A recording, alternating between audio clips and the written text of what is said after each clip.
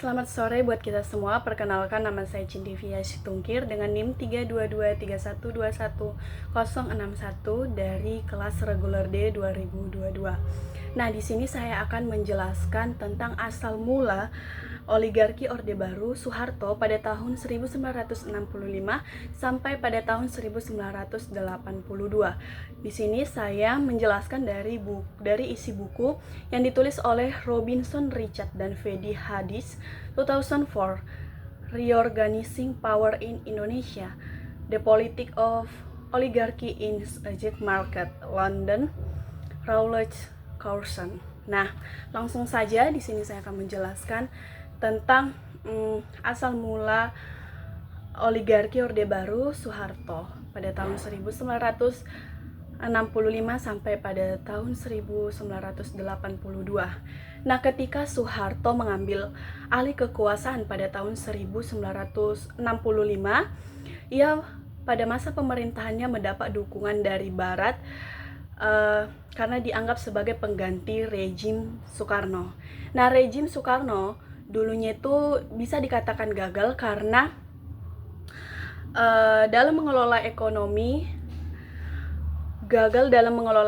dan Soekarno ini terlalu dekat kepada komunisme seperti itu. Lalu pada rejim Orde Baru ini Soeharto ini juga mendapatkan legitimasi internasional karena dianggap mampu menciptakan stabilitas politik dan juga perkembangan ekonomi.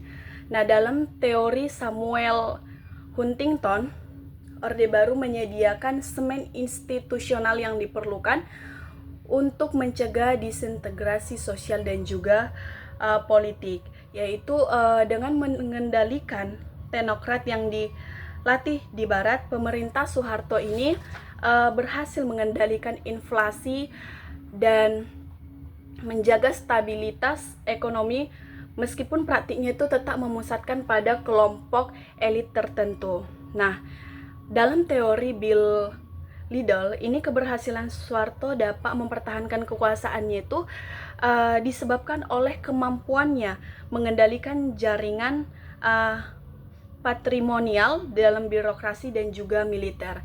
Nah, Soeharto ini tidak sepenuhnya menunduk kepada kelompok-kelompok elit tertentu, tetapi ia juga membuat keputusan-keputusan politik dan ekonominya dirancang untuk memperkuat legitimasi rejimnya sekaligus memastikan kesinambungan aliran rente ekonomi pada kroni-kroninya seperti itu. Nah, puncak dari sistem oligarki ini, Orde Baru, adalah munculnya kekuasaan yang sangat tersentralisasi di tangan Soeharto dan lingkaran terdekatnya yang disebut pada saat itu adalah Istana Cendana seperti itu. Nah, selanjutnya itu adalah perebutan Indonesia pasca kolonial, statis, liberalis, dan juga populisme reaksioner serta radikal. Nah, dalam proses ini muncul 3 aliran utama yang bersaing untuk menentukan arah Indonesia, yaitu statis, liberalisme, dan populisme reaksioner serta radikal. Nah, statis atau disebut dengan statisme ini berakar pada tradisi pemerintahan yang kuat dan berpusat pada negara sebagai pengendali ekonomi dan juga politik seperti itu. Nah, pendekatan ini seringkali dikaitkan dengan peran kolonial, di mana negara ini memiliki peran dominan dengan mengatur ekonomi dan mengontrol sumber daya nasional. Nah, sedangkan di posisi lain, kelompok liberal ini berusaha mendorong ekonomi yang terbuka dengan menekankan pada peran sektor swasta dan pembentukan masyarakat sipil yang lebih independen dan dari negara. Nah, sedangkan di populasi reaksioner dan radikal ini berkembang sebagai respon terhadap ketimpangan ekonomi dan sosial yang dihasilkan dari sistem kolonial maupun kebijakan pada kolonial yang tidak dianggap itu mengerti atau tidak mewakili kepentingan rakyat seperti itu. Nah, selanjutnya itu adalah peralihan otoritarianisme. Nah, Seperti yang kita ketahui bahwa tradisi Indonesia ini menuju pemerintahan otoriter itu bukan sekedar upaya negara untuk menegakkan ketertiban di tengah kekacauan politik seperti yang dikemukakan oleh Huntington. Tetapi hal ini juga bukan sekedar kemunduran dari politik rasional modern ke politik tradisional atau nasionalisme revolusioner. Nah, sebaliknya peralihan ini mencerminkan perubahan besar dalam kesinambungan kekuasaan sosial dan ekonomi di mana kepentingan-kepentingan tertentu berhasil mengkonsolidasi kendali mereka atas negara seperti itu. Nah, selanjutnya itu adalah Orde Baru itu sama dengan kemenangan negara. Nah, kemunculan Orde Baru ini sebagai transformasi negara menjadi entitas yang memiliki kepentingan sendiri. Tidak hanya tunduk pada kekuatan asing, tetapi juga mempertahankan kebijakan nasionalisme ekonomi.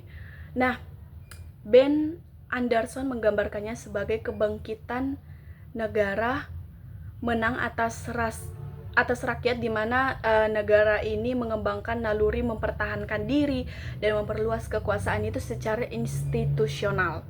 Nah, seiring berjalannya waktu, tujuan birokrasi ini mulai bergeser dari menjaga stabilitas negara ke arah konsentrasi kekuasaan di tangan mereka sendiri melalui jaringan patronase dan penguasaan kapital swasta yang melahirkan oligarki politik bisnis yang kompleks dan membentuk sistem model kapitalis yang lebih terkontrol seperti itu. Nah, selanjutnya itu adalah kemenangan politik negara menundukkan, mengkooptasi dan mendiorganisasi masyarakat sipil. Nah, pada masa Orde Baru, negara ini berhasil menundukkan, mengkooptasi dan mendisorganisasi masyarakat sipil melalui berbagai strategi politik dan keamanan. Nah, di mana awalnya itu pemerintahan Soeharto ini mengendalikan militer dan aparatus keamanan seperti contohnya itu adalah Kopkamtib, yaitu untuk menekankan oposisi, membatasi kebebasan sipil serta mengontrol media dengan alih menjaga stabilitas nasional pasca tahun 1965. Nah, sering waktu berjalan, struktur pemerintah ini berkembang dan kepresidenan menjadi pusat kekuasaan yang lebih mandiri melalui lembaga serta sekretariat negara dan juga kementerian ekonomi seperti itu. Nah, yang selanjutnya adalah kemenangan negara atas pasar kapitalisme negara. Di sini pada masa Orde Baru itu negara ini berhasil mengendalikan pasar itu melalui kebijakan kapitalisme negara yang mengutamakan stabilitas ekonomi, di mana nasionalisme ekonomi serta proteksi terhadap industri itu domestik. Soeharto ini juga menggandeng teknokrat berpendidikan barat untuk menata kebijakan moneter dan fiskal guna mengatasi inflasi dan krisis ekonomi yang diwarisi dari era Soekarno seperti itu. Yang selanjutnya itu adalah membentuk oligarki politik bisnis. Di sini oligarki politik bisnis di Indonesia terbentuk melalui hubungan erat antara pejabat militer, birokrasi, dan elit bisnis yang menikmati rente ekonomi. Tidak seperti di Thailand, di mana di Indonesia ini pengusaha dapat masuk ke dalam sistem politik melalui partai dan pemilu. Nah, di Indonesia melalui bisnis, terutama etnis Tionghoa, itu tidak memiliki akses langsung ke politik formal. Sebaliknya, mereka itu beroperasi dalam kemitraan erat dengan pejabat yang tidak hanya mengendalikan rente, tetapi juga terlibat langsung dalam bisnis, seperti itu. Yang selanjutnya adalah kebangkitan Imperium Bisnis Tionghoa di Indonesia. Nah, kebangkitan Imperium Bisnis Tionghoa di Indonesia itu tidak terlepas dari hubungan erat mereka dengan patron politik birokrasi, terutama di bawah rejim Orde Baru, di mana sejak awal pengusaha Tionghoa ini memainkan peran penting dalam sektor distribusi seperti yang distribusi pangan, yaitu seperti bisa kita lihat itu dalam dominasi mereka di Bulog seperti itu. Lalu selanjutnya itu adalah metamorfosis dari pemerintah politik ke birokrat menjadi oligarki. Nah, pada saat Soeharto dipaksa turun dari jabatannya itu pada tahun 1998, di sini keluarganya itu telah menguasai berbagai sektor bisnis dan perkiraan kekayaan pribadinya itu mencapai miliaran dolar AS seperti itu. Nah, dominasi ekonomi ini semakin berkembang sejak tahun 1980-an ketika monopoli negara itu mulai terbuka bagi investor swasta. Nah, salah satu cara utama Soeharto ini membangun jaringan bisnisnya itu adalah melalui yayasan amal pribadinya yang tidak hanya menerima sumbangan politik tetapi juga terlibat langsung dalam bisnis. Nah, yayasan ini memiliki saham di berbagai perusahaan termasuk PT Berdikari yang mengambil alih aset perbankan dan perdagangan mantan kronis Soekarno. Nah, karena adanya hubungan erat dengan Bulog, nah PT Berdikari ini dan anak perusahaannya itu menikmati keuntungan yang sangat besar dari berbagai kontrak mulai dari penggilingan tepung hingga asuransi Bulog. Nah, selanjutnya itu adalah oligarki ya. Nah, oligarki dalam konteks politik dan bisnis di Indonesia itu menunjukkan bahwa kemampuan untuk bertahan lintas generasi meskipun pendiri awalnya itu lengser dari jabatan dan bahkan ketika rejimnya itu menaunginya itu sudah runtuh seperti itu. Nah, hal ini disebabkan oleh keterkaitan yang sangat erat antara jaringan kekuasaan dan modal yang memungkinkan Indonesia kelompok-kelompok itu memproduksi dirinya dalam sistem politik yang sangat berbeda.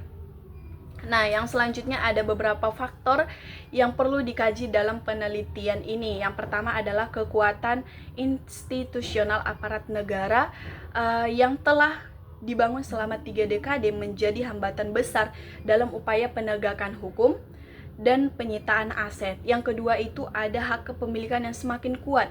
Nah, hal ini membuat keluarga-keluarga politik itu keluarga politik bisnis itu sulit untuk digulingkan. Yang ketiga adalah aspek politik. Nah, aspek politik ini sangat berperan besar dalam mempertahankan oligarki karena pada masa Soeharto itu tidak hanya bergantung pada militer tetapi juga melalui organisasi seperti Golkar ataupun HIPMI gitu. Nah, dengan hal ini akan menjaga stabilitas kekuasaan mereka. Dan yang terakhir itu adalah faktor sosial. Nah, faktor sosial ini adalah faktor yang akan mendukung penting keberlanjutan oligarki. Yang selanjutnya adalah itu adalah Orde Baru sebagai sebuah tatanan sosial. Nah, pada masa Orde Baru ini oligarki politik bisnis ini terbentuk dari perpaduan elit lama dan kelas menengah yang telah mengkokohkan posisi mereka sejak era kolonial dan awal kemerdekaan. Nah, kelompok ini berasal dari keluarga bangsawan kecil birokrat kolonial serta kaum terdidik yang kemudian menjadi bagian dari kelas penguasa. Nah, mereka di sini mengisi berbagai posisi strategis mulai dari pejabat negara, perwira tinggi militer hingga penguasa dan juga intelektual seperti itu. Lalu yang selanjutnya itu adalah ketegangan dalam rejim. Nah, pada tahun 1970-an, ketegangan dalam pemerintahan Orde Baru itu mulai meningkat seiring dengan meningkatnya ketidakpuasan di kalangan kelas menengah, terutama terkait dengan demokrasi di akuntabilitas, seperti itu. Nah, ketidakpuasan ini tidak hanya muncul dalam politik tetapi juga dalam kebijakan ekonomi di mana terjadinya sebuah perdebatan antara teknokrat ekonomi yang didukung oleh Bank Dunia dan investor asing dengan kelompok nasional ekonomi dalam rejim. Nah, sekian dari penjelasan saya mengenai asal mula oligarki pada masa pemerintahan Soeharto, yaitu pada tahun 1965 sampai 1982. Sekian, terima kasih.